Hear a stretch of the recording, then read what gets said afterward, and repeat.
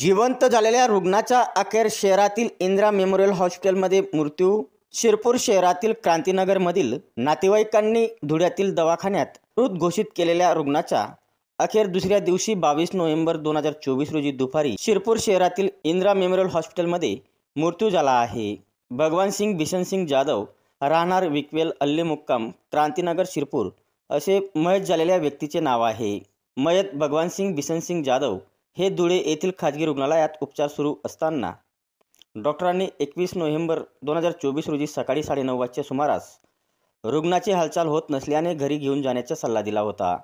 मात्र रुग्णाच्या जवळ असलेल्या नातेवाईकांचा गैरसमज झाला आणि भगवान सिंग जाधव यास मृत घोषित करून घरी इतर नातेवाईकांना माहिती दिल्याने क्रांतीनगर येथील भगवान सिंग जाधव यांच्या राहत्या घरी टळाटळ सुरू झाली।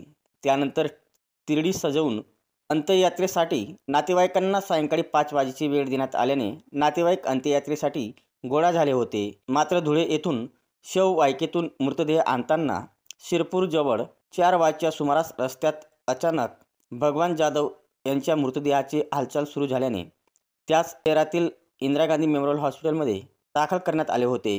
त्यानंतर अंत्ययात्रेसाठी गोळा झालेल्या नातेवाईकांनी रुग्णालयात धाव घेत भगवान सिंग जाधव हे जिवंत पाहून घराचा रस्ता धरला होता। मात्र 24 तासाच्या आत उपचार सुरू असताना शुक्रवारी दुपारी मयत घोषित झालेला भगवान सिंग जाधव याचा खरोखरच मृत्यू झाला। त्याच्यावर शिरपूर येथील अमरधाममध्ये नातेवाईकांच्या उपस्थितीत सायंकाळी अंत्यसंस्कार करण्यात आले।